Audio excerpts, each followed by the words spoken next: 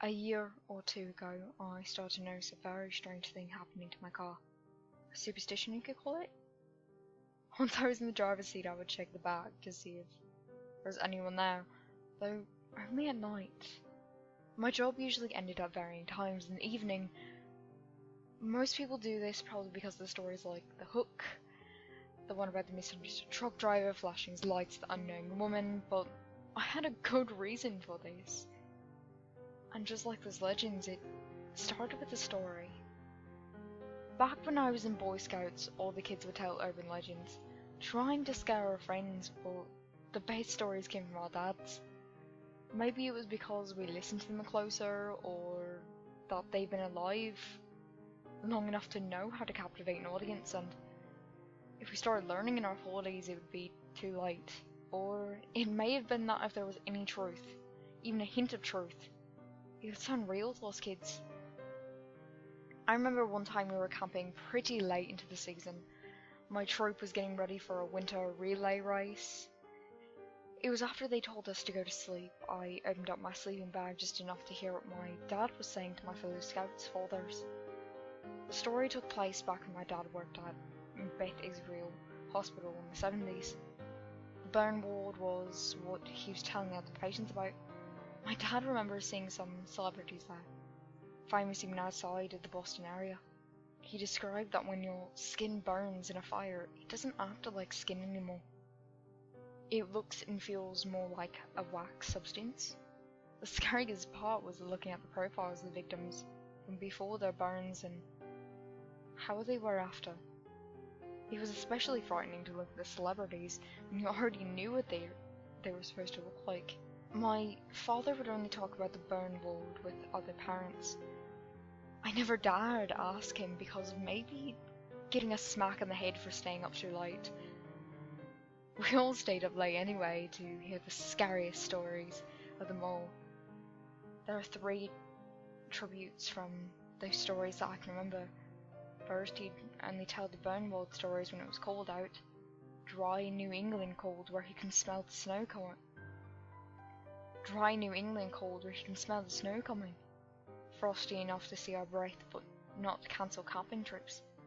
Second, were the patient's eyeballs. Most people don't think of when they think of a burn alive is the skin around their eyes. For most people, their eyes are basically glued shut. The skin membranes ooze out and reform at the base of the eyelids. Sometimes the doctors try to pry the eyelids open, but most of the time your eyes literally pop. And third, the thing my father can remember most was not the hair or eyeballs, but the nails. Their hands were the only thing he had to touch when distributing medicine. The thing is about the cells that form fingernails have never really reformed correctly. After being in heat enough to give 3rd-degree burns all over the body even after they heal.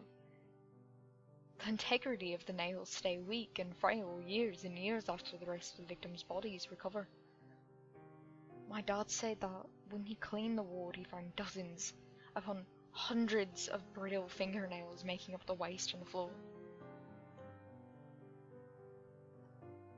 Now, back to my superstition before I start explaining my story.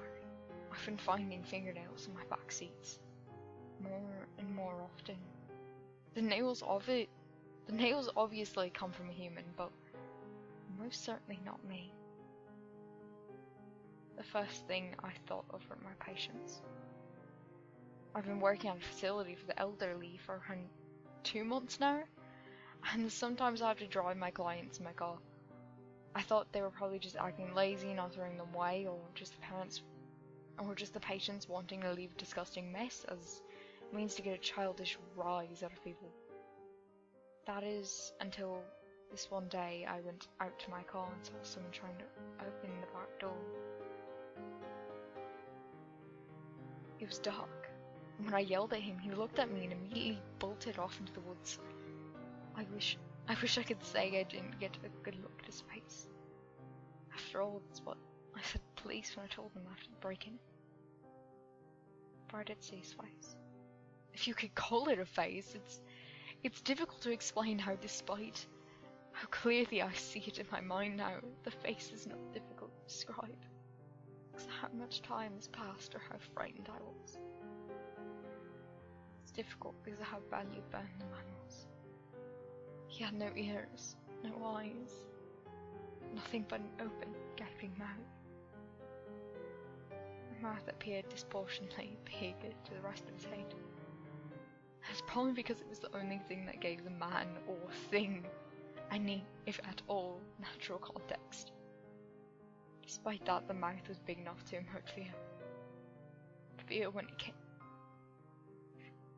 it became aware that I had interrupted its plans. Everyone has heard those scary stories about the man with the hook, or the misunderstood truck driver flashing his headlights. These stories still latch onto a whole new generation for drivers. Before this incident, I probably would have laughed at them, like he would. It doesn't take a stranger with a knife to get a man to start noticing his surroundings.